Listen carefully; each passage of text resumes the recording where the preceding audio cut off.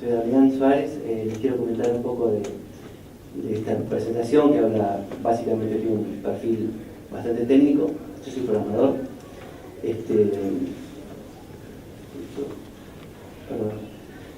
Bueno, es un rápido seguimiento del funcionamiento de una aplicación moderna utilizando WordPress, una REST API y en este caso React, ¿no?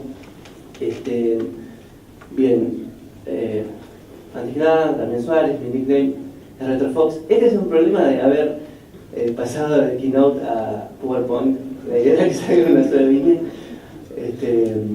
Yo trabajo en Automatic, vivo en Patagonia, Argentina, web developer, las startups, etc., ¿no? Eli le habló bastante. Yo tenía la idea de dar un resumen también. A mí me gusta mostrar siempre este mapa donde muestra realmente que todos trabajamos de forma remota. Yo soy el que está abajo, casi está más al sur. Y otra imagen que me gusta mostrar de Automatic, que hice una captura hoy, es la relación que tiene en cuanto a los ingresos, en este caso los ingresos mensuales, y la cantidad de empleados comparado con otros productos, ¿no? Automatic tiene varios productos, el más conocido es WordPress.com, pero bueno, yo conozco Jetpack, también Google y varios más. Pero es notoria la cantidad de empleados, que son 822, y cómo rankea junto con otros productos más o menos de las mismas tecnologías, ¿no? Bien, yo les hablé de la charla, iba a contemplar WordPress, la REST API y React. Vamos a hablar ahora un poco de WordPress para tratar de entender un poco sobre la información, qué significa un blog, qué significa para nosotros un blog y qué significa también para las personas que visitan el blog, ¿no? Siempre haciendo foco desde el punto de vista, en este caso, nuestro como programador. Bien, ¿para qué sirve un sitio web? ¿Cuál es su finalidad y qué le aporta a sus visitantes, ¿no?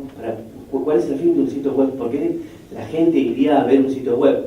Tuvimos como, por ejemplo, el WordCamp de Montevideo, ¿no? Nosotros tenemos acá una URL que identifica el sitio web y después tenemos ciertos bloques de noticias. Ahí lo tenemos el amigo Ventura, que no se fue, yo pensé que se iba a ir.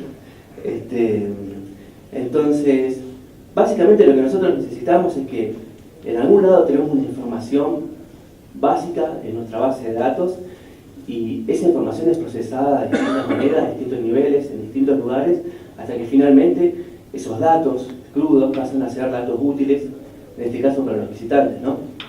Entonces, si hacemos un diagrama muy básico, tenemos una base de datos, un servidor, el servidor es que se encarga de hacer mayormente el procesamiento, hay una conexión, eso estaría en la nube, y después nosotros tenemos un cliente, que es el que puede ser un browser, o puede ser una computadora, un mobile, etc.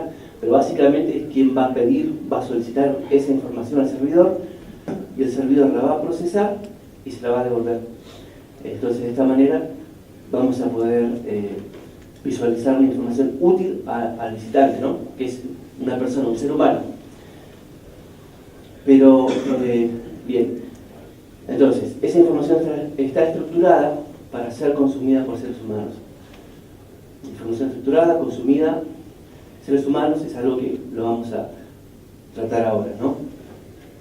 Con estructurado nos estamos refiriendo a que está organizada, está preparada de cierta manera para que pueda ser consumida, en este caso por un browser. Eso lo conocemos como HTML, ¿no es cierto? Eso es lo que se encargaría el servidor cuando recolecta los datos y los envía al cliente. Esta captura de pantalla, por ejemplo, es la misma página de recién, pero en código HTML, ¿no? Entonces, acá a la derecha tienen el código HTML y a la izquierda tienen su correspondencia directa con la interfaz de usuario, una representación visual que es la que realmente le sirve a la persona. Entonces, ponemos información estructurada para ser consumida por seres humanos. Ahora, ¿qué pasa si nosotros como programadores queremos aprovechar esos datos y abrir el juego y hacer otro tipo de procesamiento? No el clásico blog que es el que viene con WordPress por defecto. Nosotros podríamos nosotros de alguna manera podríamos hacer un programa, podríamos leer el HTML, y de hecho se hace, que se llama scrapping, que lo podríamos, porque está estructurado, es un árbol de nodos, podríamos hasta extraer información, pero no es versátil, no es productivo, no sé si hasta cierto punto es ilegal en ciertas cuestiones, así que a veces no se recomienda hacer ese tipo de cuestiones. Y además nosotros queremos reutilizar esa información para desarrollar alguna aplicación.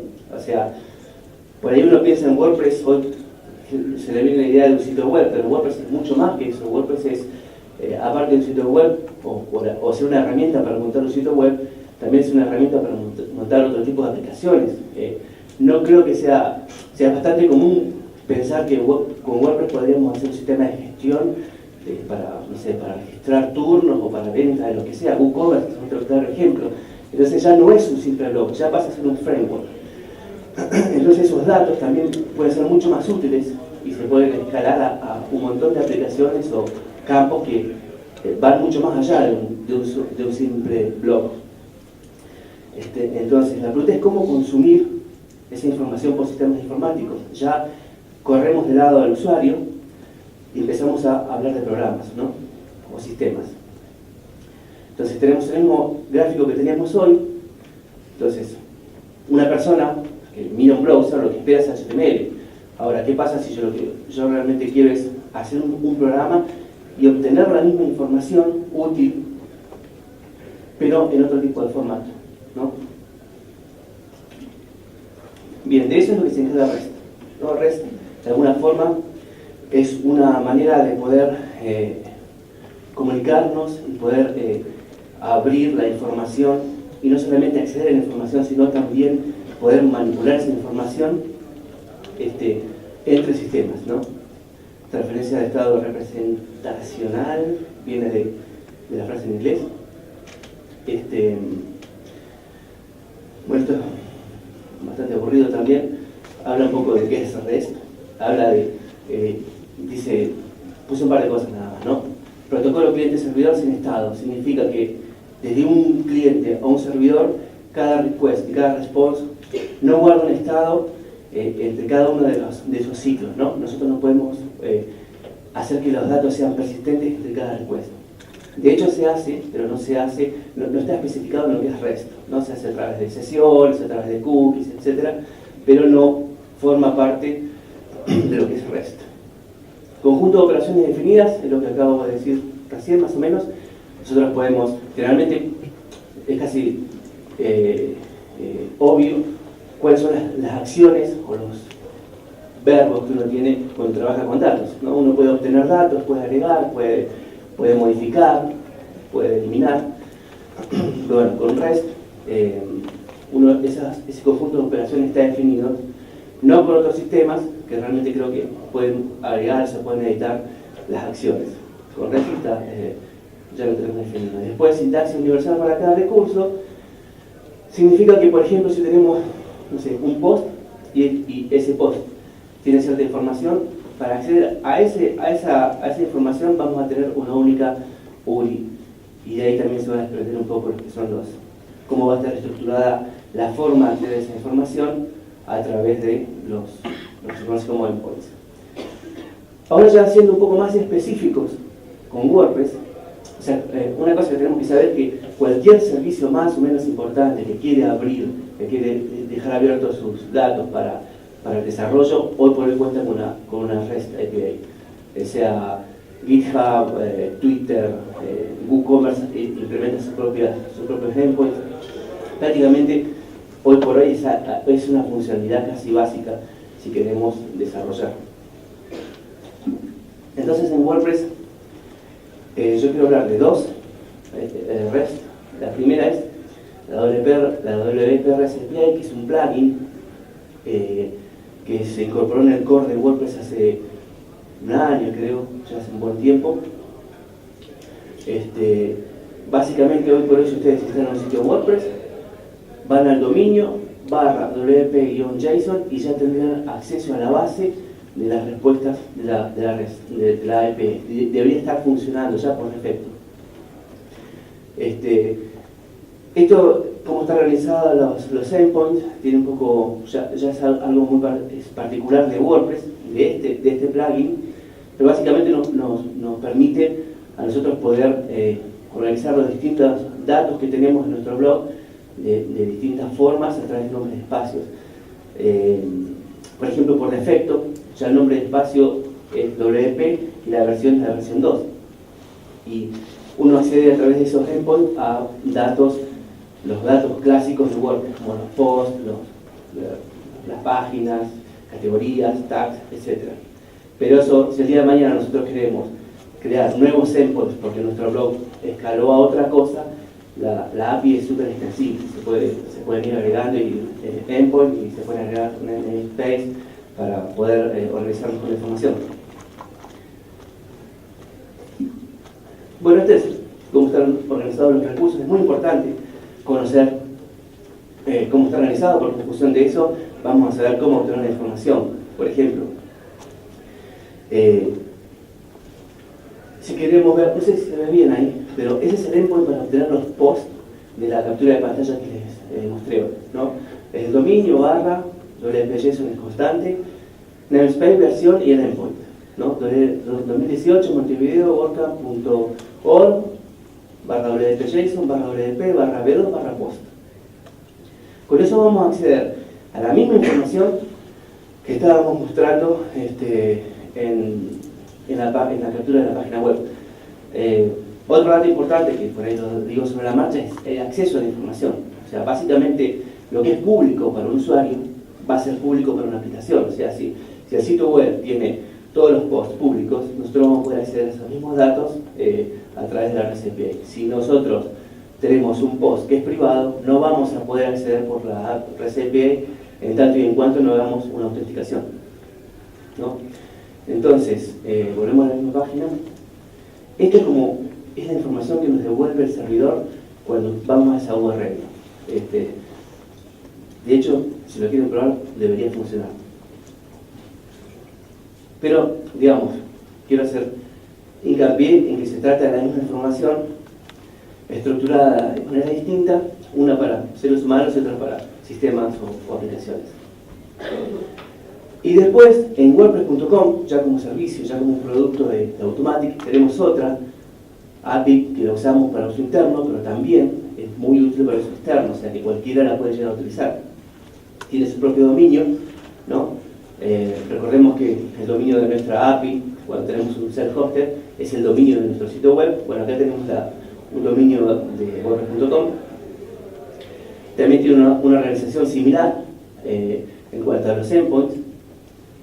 Y bueno, esto lo voy a pasar. Ahora un poco de la estructura de los endpoints también puede ser un poco aburrido, pero básicamente termina siendo todo lo mismo. Es ver cómo vamos a organizar toda nuestra información. La información está relacionada en torno al usuario. ¿Qué significa esto?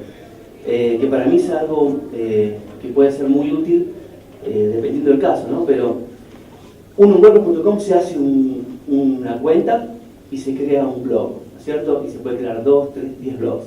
También puede conectar blogs alojados en otro hosting totalmente independiente de WordPress.com a través de Jetpack, ¿no?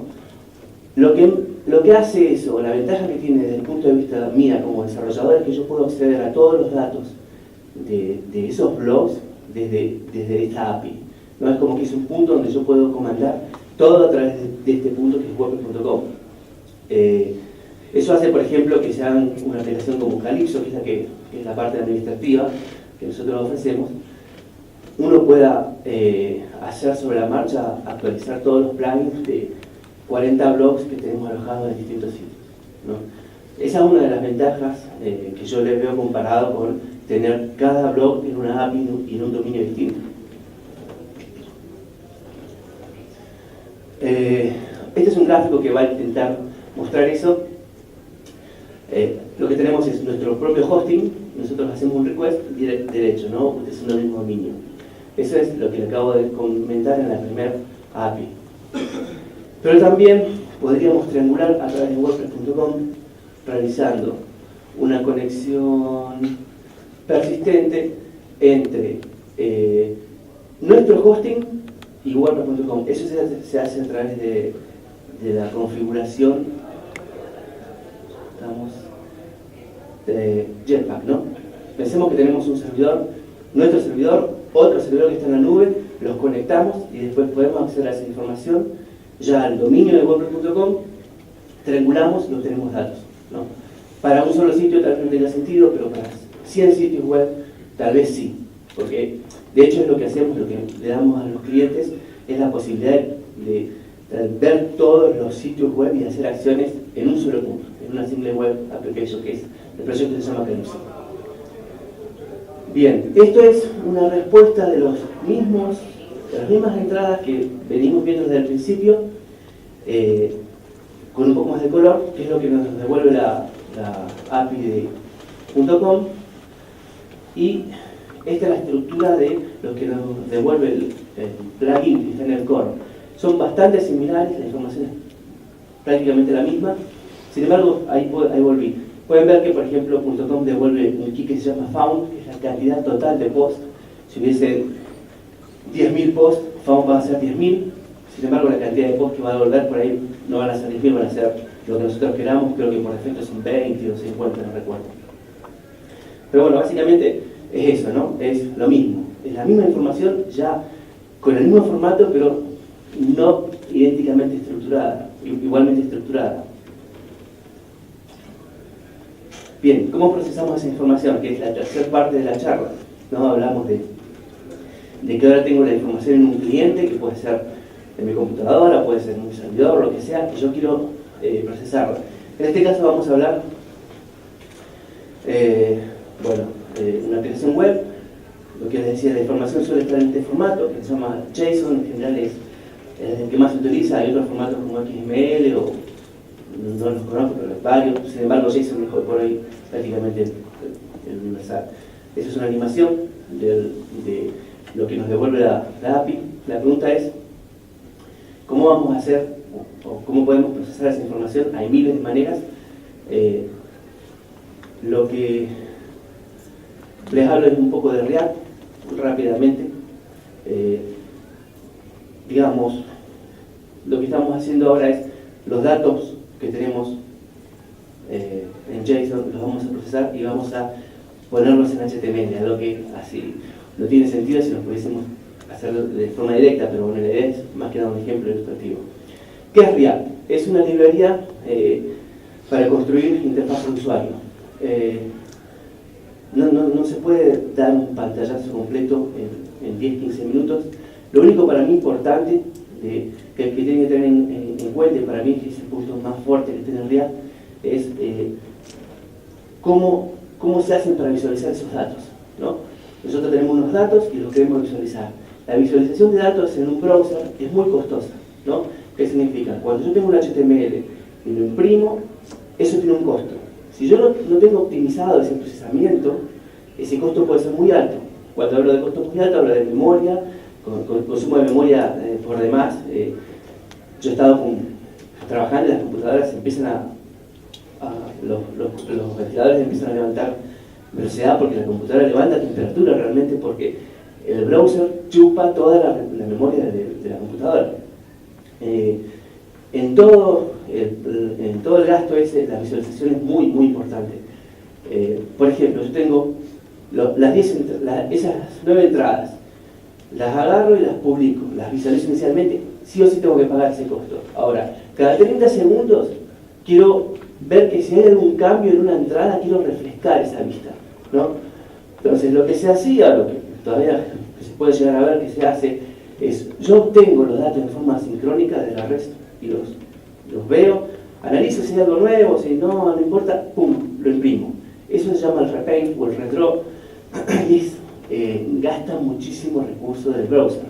Entonces, lo que hace React es evitar eso.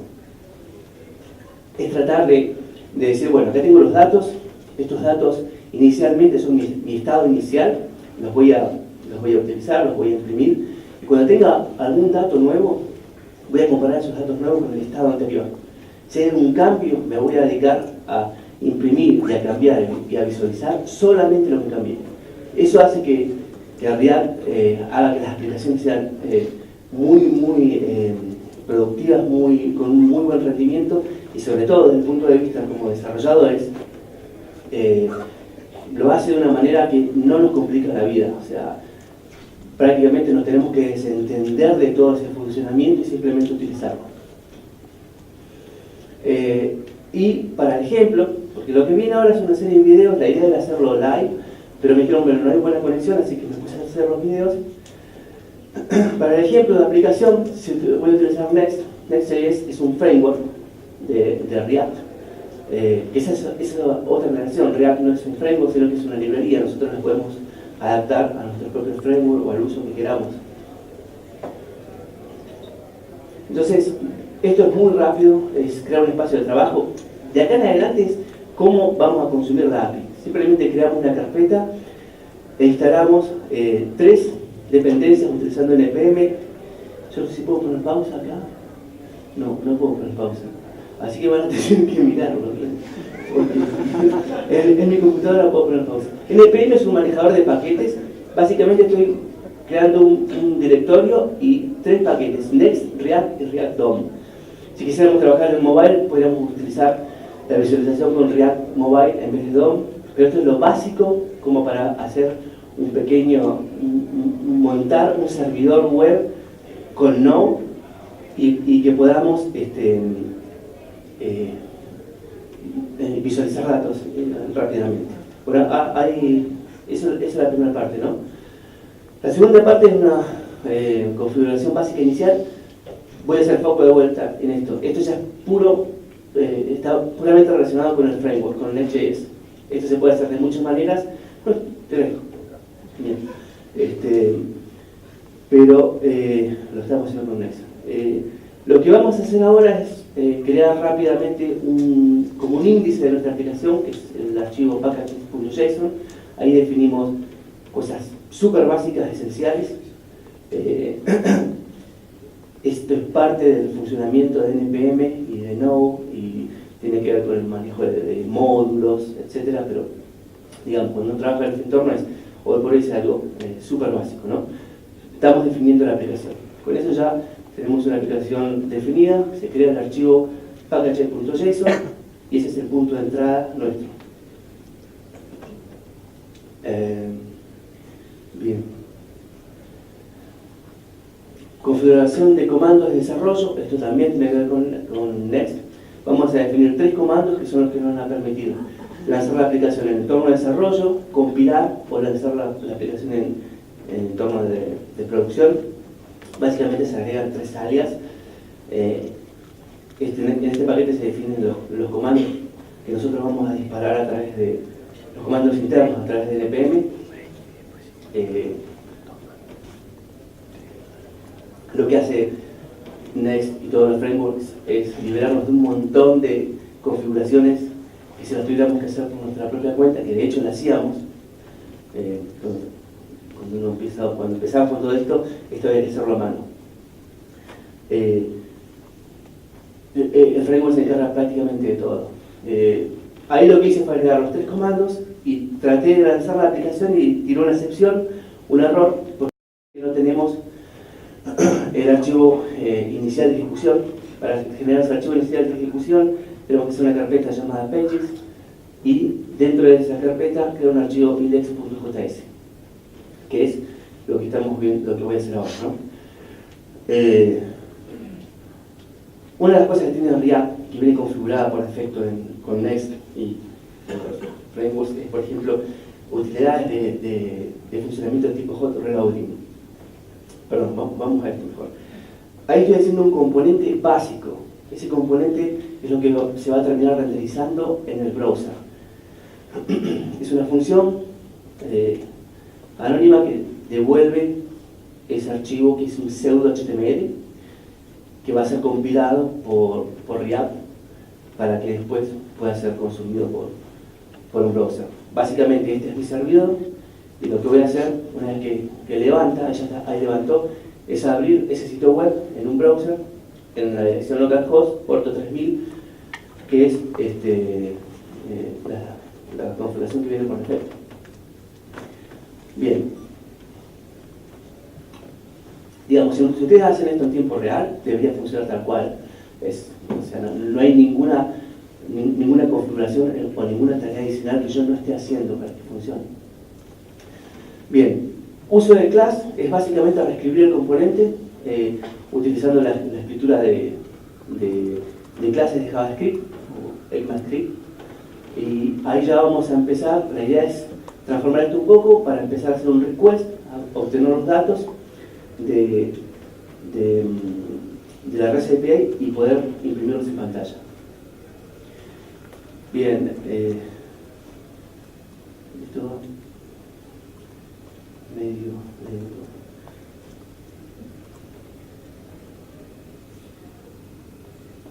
Como no tengo nada que decir, les comento. Nosotros en Automatic hemos utilizado React desde hace bastante. Calypso fue el primer gran proyecto que se hizo enteramente en React. Jetpack también tiene.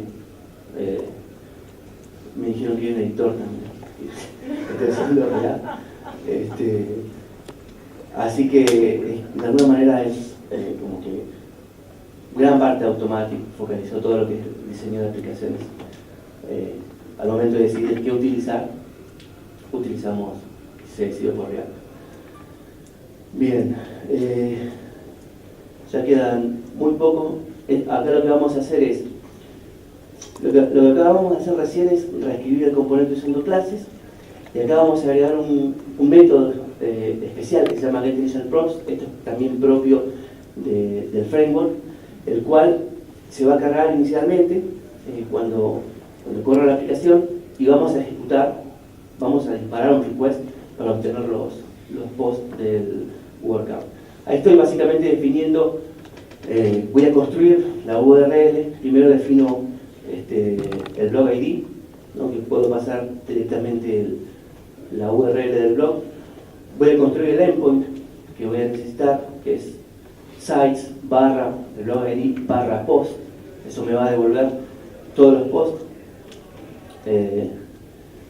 Después voy a generar la URL agregando toda la URL necesaria, ¿no? public-api.wordpress.com barra res barra de 1.1 barra el endpoint, que en este caso es este.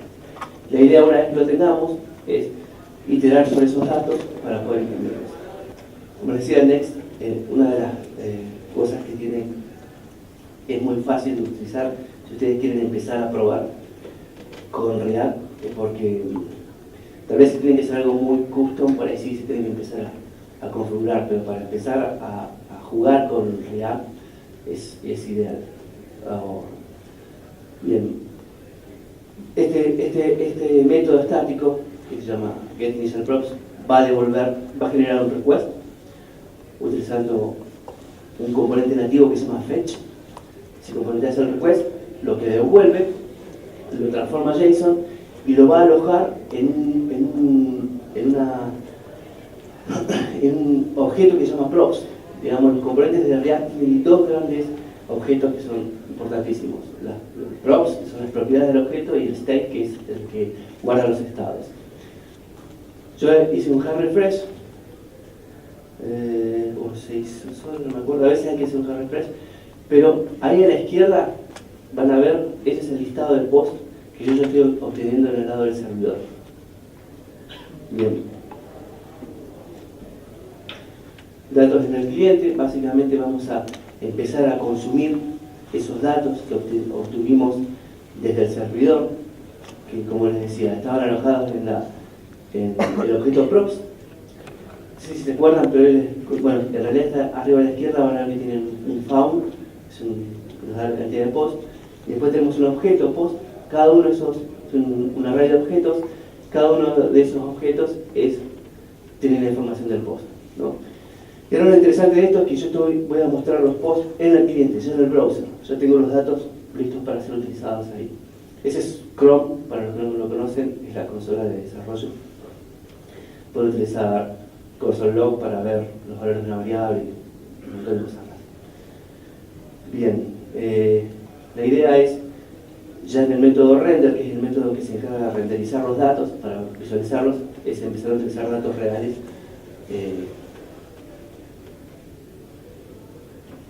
para ser mostrados. Bien, la presentación, ahí lo que hice fue cambiar un poco, mostrar el browser a la izquierda, a la derecha es el editor, ¿no? Cada vez que grabo, el browser va a actualizar la información automáticamente, no tengo que preocuparme por hacer un hard refresh o nada, es genial para desarrollar. Muestra los errores en tiempo real también, está muy bien formateado, digamos, el estilo está bastante bien. O sea, mientras vamos tipeando nos va mostrando cuál es el problema. Ese error es que todo componente tiene que tener un solo componente que sea como un wrapper de todo el contenido. No puedo tener múltiples componentes en el mismo nivel. Ahí ya estoy poniendo 9 entradas. Ese valor 9 ya es tomado de la API a través de la variable found que estaba definida arriba. Y ahora lo que voy a hacer es iterar sobre los 9 posts y empezar a imprimirlos. Esto, como les comentaba, es pseudo HTML, es el lenguaje de marcado que utiliza React nos posibilita crear los componentes. Ahí ya los estoy imprimiendo. Básicamente esto es entrar en detalles del ejemplo en particular, ¿no? Pero yo creo que como ejemplo para saber cómo siendo pragmático, cómo crear una aplicación web sirve, pero digamos es muy básico, ¿no? Nada, ahí es agregar un poco de atributos HTML, como la clase, creo que le agrego un ID también, y después imprimimos un resumen de cada post, agregamos un poco de estilo y no mucho más que eso.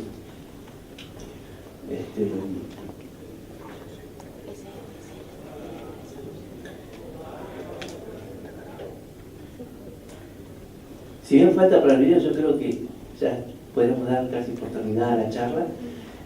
¿Cuál es la idea? Lo importante que son las REST, las APIs, a la hora de poder abrir nuestros trabajos o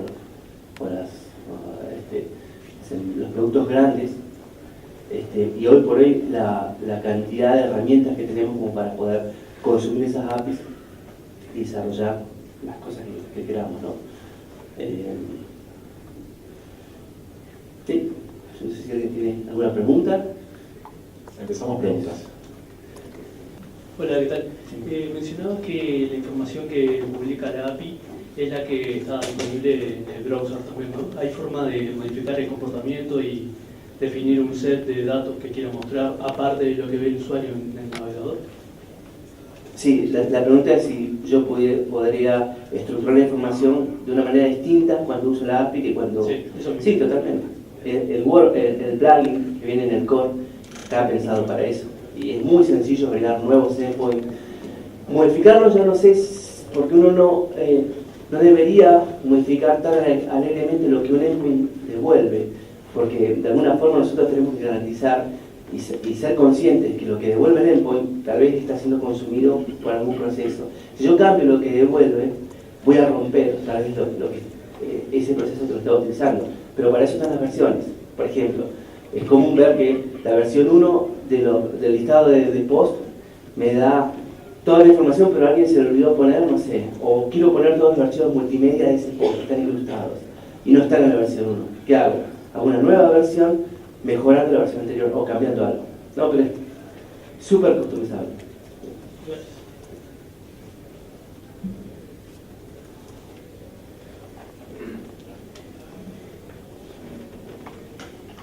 Hola. Una pregunta, en realidad son dos preguntas. La primera en realidad sería si existe o hay algún proyecto en camino de alguna especie de un tema inicial para integración directa con React y WordPress. He buscado varios proyectos y encontré repositorios de todos los colores y no encontré algo que sea bastante que diga, bueno, esto tiene futuro. No sé si existe un proyecto en específico, que capaz que sea parte de automático de quien sea, que ya esté en camino. Yo sé que existe, tampoco sé la respuesta con certeza, no sé si alguno de los chicos sabe si hay algún tema hecho en React 100%. Hubo iniciativas, pero en definitiva la solución holística era algo como Gutenberg, claro, y los themes que soporten Gutenberg. Porque también hay que tener en cuenta una cuestión de criterio, a mi entender, o sea, que por eso empezaba la charla con la información para seres humanos o para gente, o sea, básicamente si yo tengo que mostrar información plana, o quiero mostrar las entradas que hay en un cine, no me voy a poner a hacer React, porque por ahí es matar un mosquito con un cañonazo, ¿no? Es demasiado para lo que realmente es simplemente mostrar información. El tema de React y todo esto nace con las aplicaciones web, donde hay muchísima interacción entre un usuario que hace un drag and drop, mueve, elimina, está todo el tiempo interactuando con la información, pero ya dejó de ser un blog. Entonces, por ahí no, desde mi punto de vista, estaría bueno como proyecto, como una especie de experimento, pero a los fines prácticos, hacer un tema estático utilizando React, por ahí no tendría demasiado sentido, salvo que sea otra cosa que realmente requiera mucha interacción, ¿no? La segunda pregunta en realidad un poco relacionada a lo mismo, y es, dado que ahora justo comentaste el tema de Next en específico, ahora que particularmente usaste Next para crear este ejemplo, ¿hay algún complemento extra que en realidad desconozco de Next, nunca lo he usado, pero para la parte del server-side rendering? Sí, Next tiene, tampoco yo lo he utilizado demasiado, pero ya soportan server-side rendering en el framework, leyendo las características. Es más, viene hecho con demasiada magia en el sentido de que largar la aplicación y renderizan el servidor. Es más, ese ejemplo que muestra ahí, inicialmente el request se hace en el servidor. La pantalla negra que yo estaba mostrando es el servidor. Si en las sucesiones se hace un request, lo va a hacer automáticamente en el cliente. Entonces ya está manejando en forma demasiado, para mí, con demasiada magia ese tema, esa cuestión. Así que sí, lo soporto. Muchas gracias. 3 preguntas tengo. La primera es... me tengo aguantando ahora. La primera es, ¿cuál sería la gran diferencia entre la WordPress REST API y la WordPress.com API? La segunda es, ¿qué tan extendible es la WP.com API? Y la tercera, si está planeado incluir en el core algún JS como el WP Util, que sirve, por ejemplo, para template, alguna otra cosa, o alguna utilidad para el desarrollador. Sí, empieza por la última, que es la que no tengo idea. Me parece que no lo sé, me escapa un poco a lo que realmente sé. Respecto de las diferencias, desde el punto de vista de cómo funcionan, es fundamental que cuando nosotros tenemos un blog, la WP REST API es parte del core de nuestro blog, está alojada en nuestro hosting o en nuestra computadora o lo que sea. La de COM está en los servidores de WordPress. Después, respecto a la información, dejamos una salvedad también. En la WP.com también tenemos una implementación que soporta el plugin adaptado a la arquitectura de WordPress.com. O sea, podrías acceder más o menos a los datos utilizando la WP REST API, que de hecho se llama así, en .com. Es como que le hemos puesto el plugin. ¿WordPress.com está deshabilitada la red? ¿La de WordPress? No, deshabilitada no, es de uso público, vos podés utilizarla. Y ese es otro gran beneficio que uno podría tener al acceder a todos los blogs que tiene WordPress.com a través de la API, ¿no? Todo el tiempo no. Velozmente. Perdón, yo tengo 3, las hago rapidísimo y no me molesta. Extender.com dudas, en general. Evidentemente es un tema que da para mucho. Hacemos las preguntas algo, no sé si las 3, pero casi, capaz que a vos hago una. Y después miren que no huye, se queda. No, Lo sí, sacar eso me afuera. el partido empieza. Dale, vamos. Sí, mencionabas que en la API de WordPress.com estás asociada al usuario, no tanto a cada uno de los sitios. ¿Tengo posibilidades yo como desarrollador de obtener públicamente información de ese usuario y de cada uno de los sitios de ese usuario? No. ¿Necesito algún tipo de autenticación? Sí, totalmente. Perfecto. Sí, no puedes. ¿Y eso tiene que pasar sí o sí por Jetpack o tengo que crear un No, hay varios método de autenticación mío? autenticación, el MED tiene dos métodos de autenticación, no tendrías que usar el Jetpack. Porque el Jetpack lo que te hace es la posibilidad de obtener datos de un sitio remoto en otro lugar, pero vos, esto es distinto, digamos, vos querés como usuario acceder a cierta información privada. Tenés dos tipos de autenticación, una es out o out, y en realidad hay un par más, ¿no? Pero vos como un desarrollador independiente podrías usar OAuth, que te permite autenticar desde el cliente, por ejemplo desde JavaScript, desde el browser, o podrías usar OAuth para autenticar desde un servidor a otro servidor. Y eso, si bien no es parte de la red, es parte del ecosistema de lo que es autenticación, seguridad y todo eso. Y lo puedes hacer, tenés que crear tu aplicación, te dan un token, te dan todo un montón de datos, con eso vos generás una conexión segura. Perfecto, muchas gracias. Damos paseitos, ¿ves vos? Veloz. Con respecto al versionado de los endpoints, Sí. vos dijiste que no era correcto sobreescribir un endpoint, ¿no? Sino que versionarlo. En ese caso, si yo quiero reutilizar la información de un endpoint, ¿tengo que reescribir de vuelta la funcionalidad para el endpoint o puedo reusar eso de alguna manera? Eso tiene mucho que ver cómo está cómo está implementado el endpoint y cómo está implementado en general la API. Pero en general lo que se hace no reescribís. Lo más sencillo sería crear una nueva clase que herede de la clase padre y ahí vos reescribirías esa parte. En realidad depende un poco también qué es lo que necesitas. Pero podrías reutilizar mucho código, que de hecho se hace, ¿no? Bien, una más cortita Sí. también. Con respecto al theme, o sea, al tema que usa WordPress, vos podrías hacer un build de esto e integrarlo al theme o consumirlo desde un sitio totalmente standalone, básicamente, Exacto. ¿no? Sí. En ese caso, WordPress trae soporte como para descartar el uso de themes y hacer uso solamente de la REST API. Es una decisión, me parece. Por ahí no entiendo bien la pregunta, pero es una decisión tuya si vos. No, porque como WordPress funciona con soporte nativo de themes, si vos le sacás el theme tenés errores en ocasiones, para no dejar basura, entre comillas, si vas a usar solo la REST API. Yo creo que tendrías que hacer una plantilla blanca vacía, poner un nodo HTML donde ahí vas a incrustar todo lo que renderizas en un cliente. No sería el funcionamiento ideal, creo que podría llegar a tener problemas con lo que sí, hay un montón de cosas que también no se me escapan, pero técnicamente sí, se podría hacer. De hecho hay themes que no lo hacen con React, pero sí lo hacen con jQuery o con JavaScript, que renderizan directamente todo el tiempo. De hecho se utiliza muchísimo.